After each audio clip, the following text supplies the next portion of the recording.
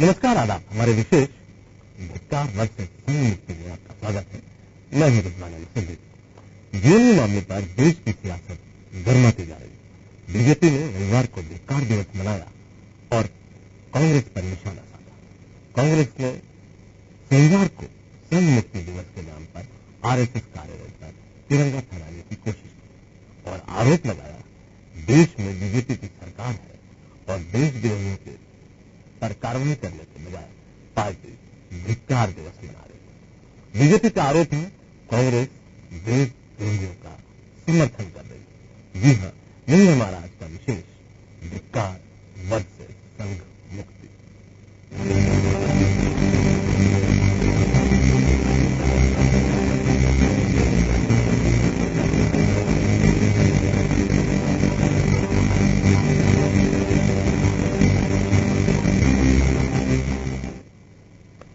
इस विषय पर हम मेहमानों की चर्चा करेंगे, लेकिन इसके पहले देखिए हमारी खास रिपोर्ट।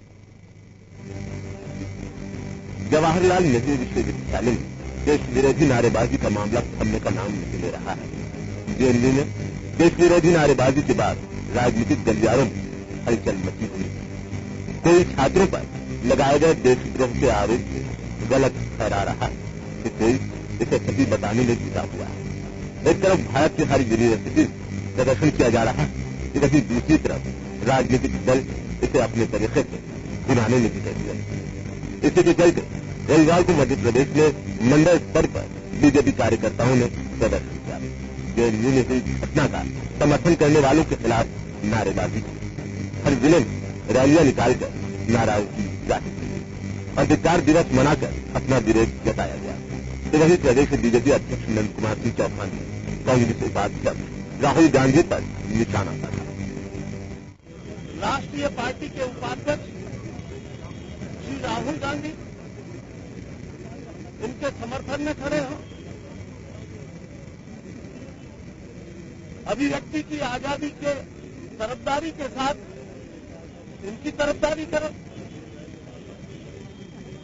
हम इसकी घोर निंदा करें।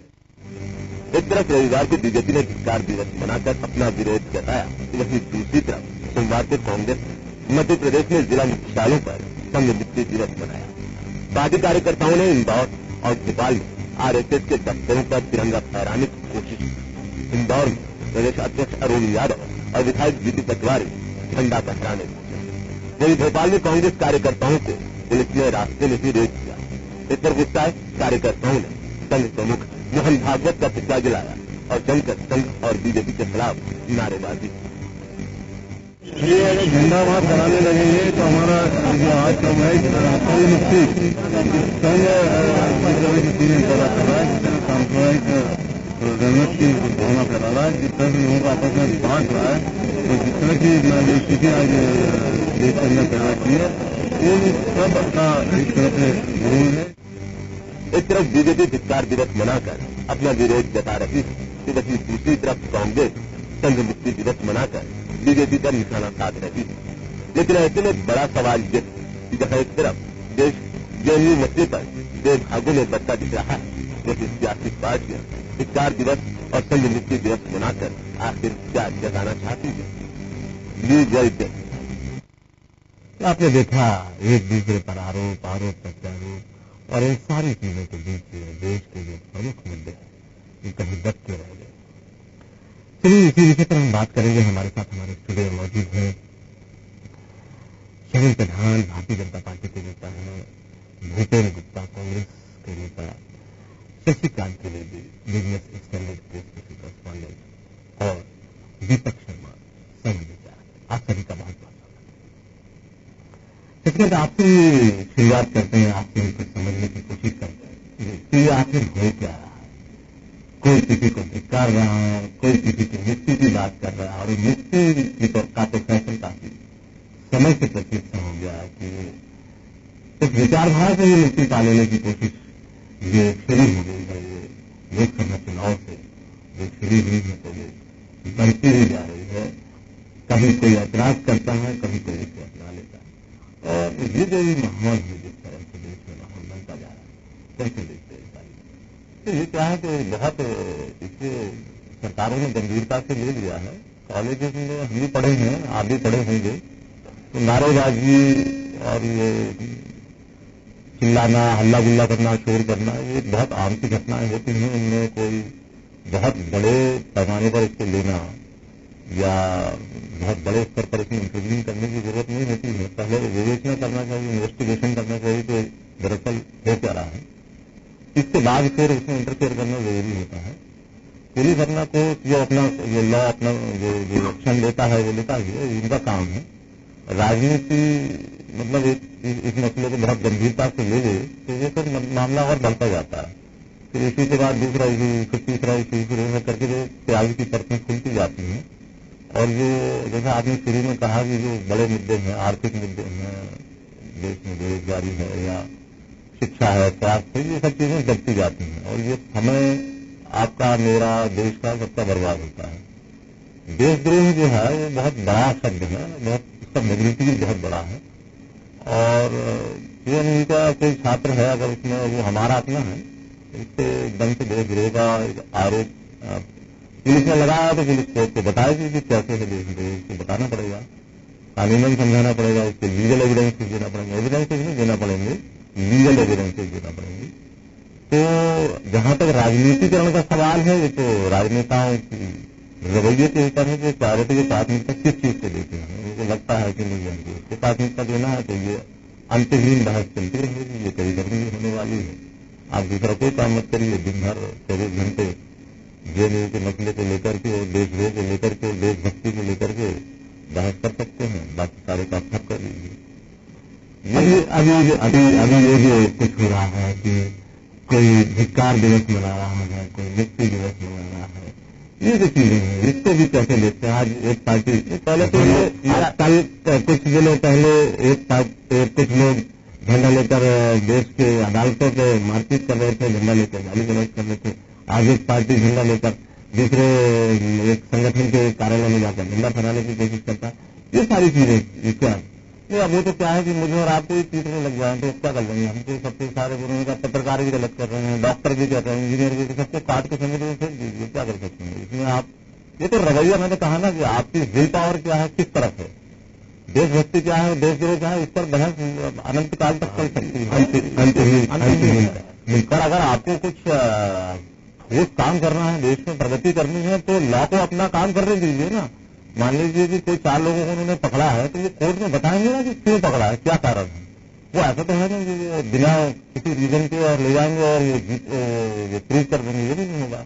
देश में लॉ को ट्रस्ट करना चाहिए कि लॉ क्या कर रहा है, हमारी जुडिशरी है वो तय करेगी कि क्या करना है। बाकी ये जो धिक्कार और मुक्ति और ये सब है ये सभी गलत मान लीजिए तो सब गलत है। और अगर आप अच्छा मान लेंगे तो ठीक है, करने लीजिए, तो लॉ अपना काम करेगा तो कुछ नहीं। चलिए प्रधान साहब, सरकार आपकी, कानून व्यवस्था आपके हाथ में, और जाहिर सी बात है पूरे देश में बहुत सी जगह पर आपकी सरकार, केंद्र में भी आपकी सरकार, इसके बावजूद आपको धिक्कार दिवस मनाना पड़ता है। आपको क्या लगता है, कानूनी प्रक्रिया पर विश्वास नहीं है, अपने पुलिस पर विश्वास नहीं है, या अदालती कार्रवाइयों पर विश्वास नहीं है, और धिक्कार दिवस मनाकर ये कैसा दबाव बनाना चाहते हैं। और ये तो जैसे शिक्षिका कह रहे थे, ये तो बच्चों के मामले हैं, बच्चों से संबंधित, छात्रों से संबंधित मामलों में पार्टी के सफेद चमकदार बाल वाले भी बड़े बड़े लोग सड़कों पर उतर आए, और ये कर क्या रहे हैं, कहाँ ले जा रहे हैं। बहुत अच्छी बात कही काम की है, पर हमारा देश में मीडिया बड़ा इम्पोर्टेंट है। अगर टीम आज तक पिटाई रहे टीवी चैनल पे मीडिया लगातार किसी स्टोरी को प्ले करे और इस पे अगर गवर्नमेंट एक्शन ना ले तो भी मीडिया कपड़े उतारने में टाइम नहीं लगाता। आप बतलाइए कि वहाँ पे अगर हमसे मिलना है, तेरे काटे मिलना है, सुप्रीम कोर्ट के आदेश आपको कार्रवाई कर दी था, सब कुछ कर दिया, फिर ये धिक्कार और ये झंडा और ये सब ये झंडा डंडा, भाई अपनी पार्टी का झंडा डंडा लेके निकलिए, देश के झंडे को दूसरे के खिलाफ इस्तेमाल करने का ये कौन सा नया दस्तूर शुरू हो गया। देखिए देश में और जब धिक्कार आप करा रहे थे अपने विपक्षी पार्टी के खिलाफ धिक्कार दिवस मनाते हैं। देखिए देश में 60 साल एक दल है जो अपने पर ये ठप्पा लगाता कि हमने राज किया जी और ये तो आप लगा रहे हैं। नहीं, और इसके राज में जी यूनिवर्सिटीज में इस तरह के क्या कश्मीर क्या मांगे आजादी, मणिपुर क्या मांगे आजादी, और उसकी अंग्रेजी करने की आप बात कर रहे हैं। इस पर तो कार्रवाई कर दी आपने। एक जेल में है तो इसको गिरफ्तार करने के लिए बैठे हुए। अरे मेरा सवाल तो इससे कुछ आगे का है, इससे कुछ आगे का सवाल हो रहा है।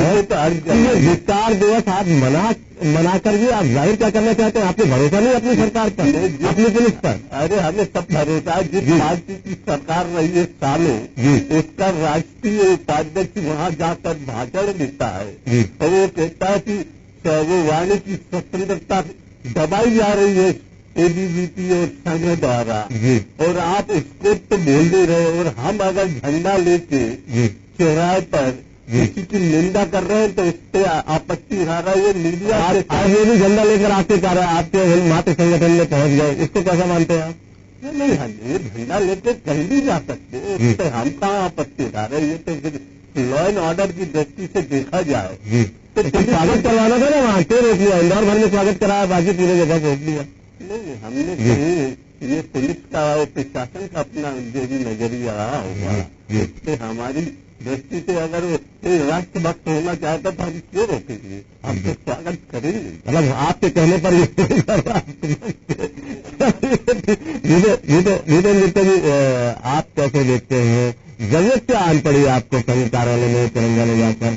कल ये आपको तिरंगा दिखाकर विस्तार कर रहे थे, आज आप जाकर उनको संघ मुक्ति कर रहे हैं। इसका हम लोग किस दिशा में? एक कॉलेज का एक विवाद जो अब अदालती कार्रवाई के स्तर है, अदालत का उस पर कोई निर्णय लेगी, ये किस तरह की राजनीति कर रहे हैं? राहुल गांधी ने पहले जल्दबाजी की वहां जाने में, अब फिर आपने इस तरह से आपने करना क्या चाह रहे हैं? किस तरह की राजनीति करना चाहते हैं? राहुल गांधी ने कोई जल्दबाजी नहीं की, बिल्कुल ठीक जगह पर गए और ठीक समय पर गए और ठीक बातचीत कर रहे हैं। मैं आपसे ये कहूँ कि जिस पार्टी का आज दुर्भाग्य ये है कि जो लोग सत्ता में ऐसी जगह पर बैठे हुए हैं इस पार्टी के माध्यम से, जो कि निर्णय लेने वाले लोग हैं, उन लोगों ने कभी कॉलेज का मुंह तो देखा नहीं है। इसलिए वो ये समझते नहीं है कि छात्र संघ की, छात्र राजनीति की या कैंपस की समस्याएं किस तरह की होती हैं और उन्हें कैसे हैंडल किया जाता है।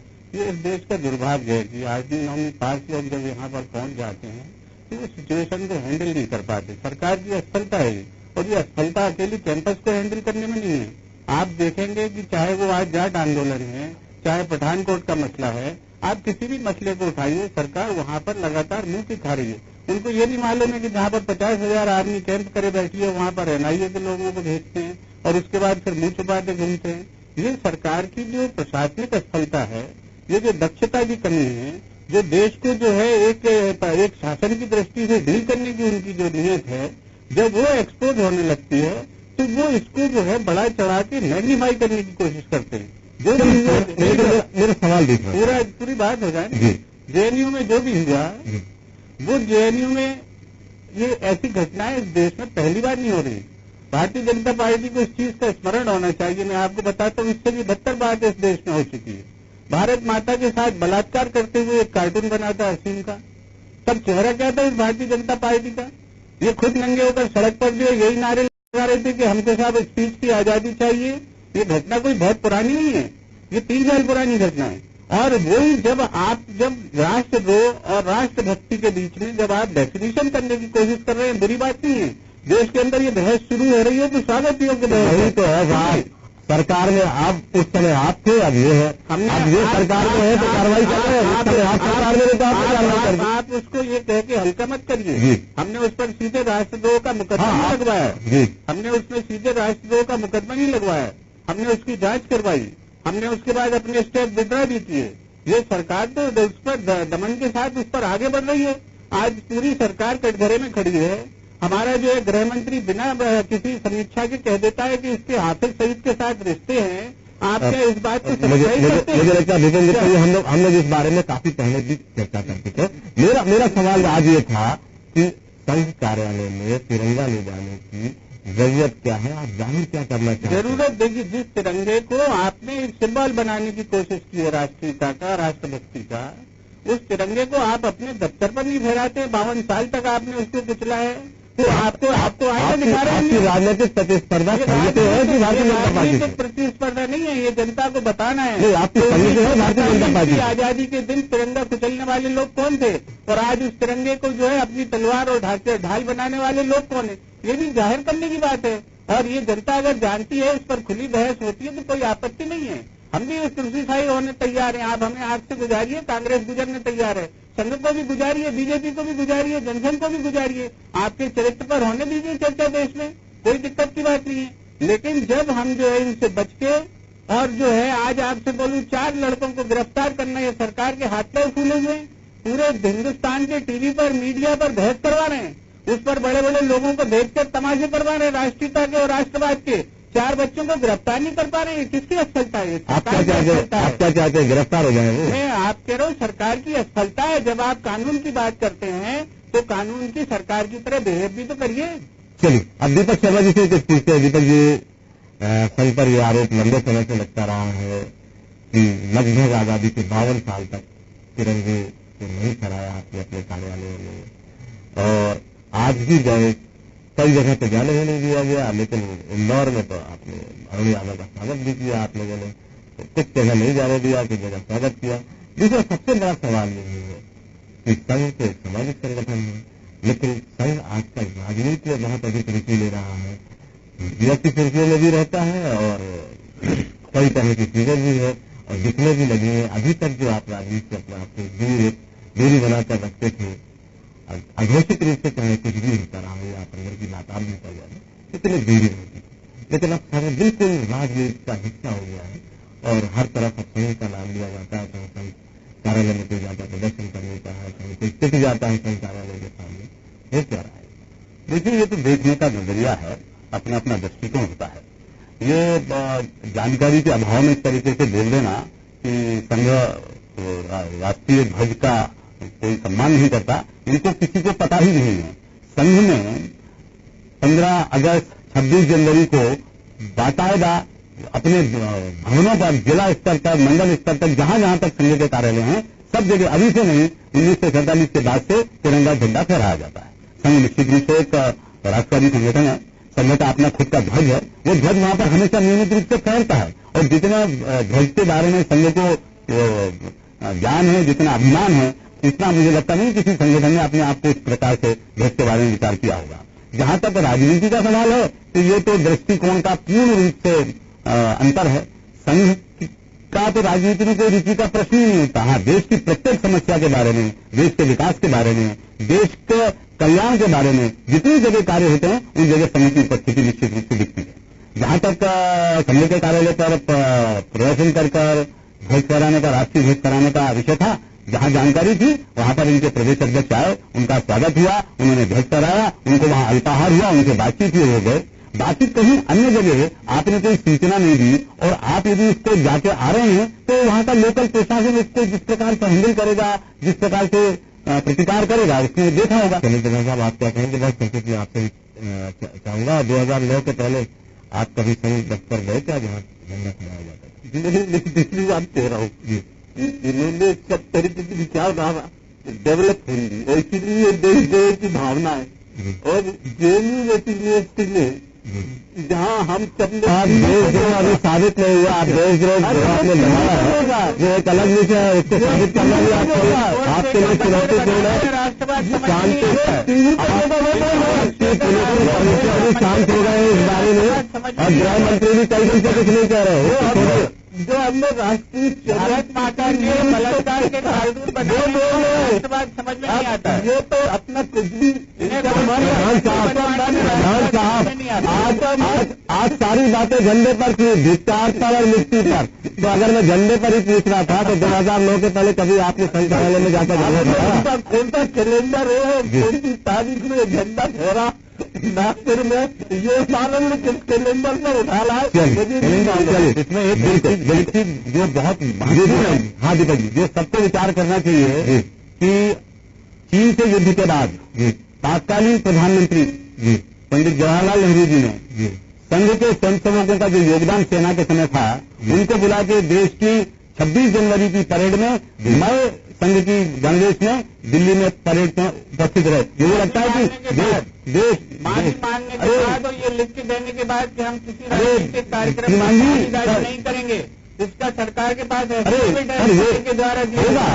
आपका एक अलग तथ्य है बात कर रहे हैं, पर देश की पूरी जनता ने उस समय एक किसी संगठन को मतलब दीपक जी आपकी बात से तो ये लगता है कि उस समय उस दौर की सरकार बहुत विचारधारा को स्वीकार किया, विचारधारा नहीं थी जिन्होंने उस प्रकार का जो काम राष्ट्रभक्त आपकी विचारधारा को अवसर दिया वहां पर। आपकी सरकार जो है बाल दिवस पर पंडित जवाहरलाल नेहरू की तस्वीर भी नहीं छापना पसंद करती, वो एक अलग सरकार का काम है। सरकार वही करे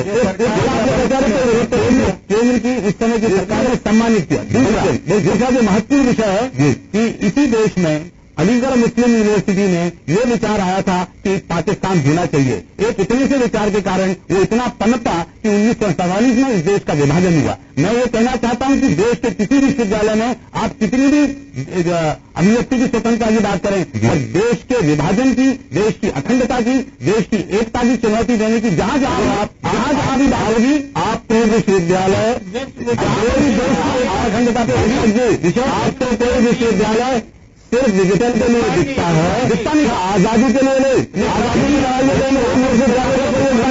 ये विचारधारा स्वीकार ही नहीं होगी। देश का विभाजन हो नहीं सकता। के विभाजन पर पहला चुनाव लड़ा भारत के अंदर, उस मुस्लिम लीग की सरकार में इनके नेता शामिल थे। पहली गठबंधन सरकार मुस्लिम लीग के साथ इन्होंने बनाई है। ये मुखर्जी मुझे लगता बहुत लंबी बात हो जाएगी। शशिकांत त्रिवेदी, मैं आपसे इनके दोनों के इतिहास के बारे में बहुत संक्षिप्त से जानना चाहता हूँ, इसलिए कि पंडित जवाहरलाल नेहरू ने संघ को मार्च करने का अवसर दिया। बाल दिवस में अब इस बार पंडित जवाहरलाल नेहरू सरकारी विज्ञापन से ही गायब थे। संघ का सरकार के कामकाज से कोई लेना देना नहीं है। संघ एक वैचारिक संगठन है, लेकिन इस पर मौन संघ को भी रहना होता है। बाकी सारी तरह की चीजें गीतम गुप्ता कहते हैं कि हमने सारी तरह की विचारधारा पर अपने दी, और संविधान में भी किसी राजनीतिक दल ने नहीं दी। इस पूरे संविधान में ऐसी व्यवस्था है कि सबको अपना अपना पढ़ाई करने का रहता है। मुझे शशिकांत जी से आपको चीज लेने दीजिए, मेरे शशिकांत जी से, इसलिए सरकार और संविधान बड़ा अचरज गठजोड़ है और अंदाज भी सबका अपना अपना है। तो शशिकांत जी आपसे मैं अंतिम तक देना चाहूंगा इसके लिए। देखिए क्या है, देश में युवा अगर डर जाएगा या ऐसा उससे भ्रम हो जाएगा कि उसे दबाया जा रहा है, मान लीजिए किसी भी कष्ट से, तो इस पर हमारे राजनेताओं को, जिनके बाल दाढ़ी सब सफेद हो चुके हैं, एक बार फिर से बैठ करके सोचना पड़ेगा, क्योंकि ये स्थिति कहाँ ले जाएगी इसके बारे में कोई कुछ नहीं बता सकता। आपको इस देश के युवा पर भरोसा करना पड़ेगा और एकदम से जजमेंटल होकर के, इमोशनल होकर के कोई फैसला सुनाने से पहले सोचना चाहिए कि आप बहुत बड़े पद पर हैं, बहुत बड़े देश की जिम्मेदारी आपके ऊपर है। अगर ऐसा हो भी रहा है तो इसको समझाना, रोकना या इसके अलग तर्क देना ये जरूरी है, और इसका भ्रम दूर करना कि नहीं वो डरा ना रहे, वो इस देश का नागरिक है, होने वाला जिम्मेदार नागरिक है, उसमें जो एहसास लाए, ये भावना उसमें भरने दें।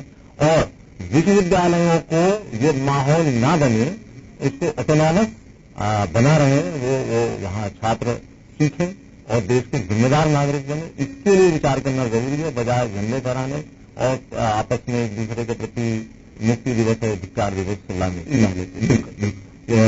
दीपक शर्मा आप हमारे साथ जुड़े, शशिकांत त्रिवेदी आप हमारे साथ जुड़े, नितिन गुप्ता आप हमारे साथ जुड़े और शरद सुभान आपका बहुत बहुत धन्यवाद। तो जाहिर सी बात है कि ये तो राजनीति है और होती ही रहेगी, लेकिन इसमें नैतिकता कितनी होगी, जिम्मेदारी कितना होगी, कौन कितना जिम्मेदार बनेगा, और वैसे तो दिखता ही है कि हर कोई गैर जिम्मेदार बनने को तैयार है। तभी युवाओं के एक नारे को पूरे देश में राष्ट्रभक्ति और राष्ट्रद्रोह से जोड़ दिया जाता है। लगता है कि वक्त रहते बौद्धिक चिंतन नहीं किया गया इस मामले में, न कोई जांच की गई, सीधी कार्रवाई और सीधे उस पर वाद विवाद और विरोध सड़कों पर, और इन सब चीजों के बीच में तिरंगे को इस बार राजनीति का हथियार बनाने की जो कोशिश की जा रही है। कोई कहता है हम देशद्रोह की, माफ कीजिएगा, देशभक्ति की भावना जगा रहे हैं, तो कोई कहता है कि ये राजनीति कर रहे हैं, कोई कहता है कि सरकार चलाने नहीं आती, और कोई कहता है 7 साल में उन्होंने देश को यही दिया है। तो हमारे इस कार्यक्रम में बस इतना ही। न्यूज वर्ल्ड में खबरों का सिलसिला जारी रहेगा। हम कल फिर मिलेंगे एक नए मुद्दे के साथ। तब तक मुझे दीजिए।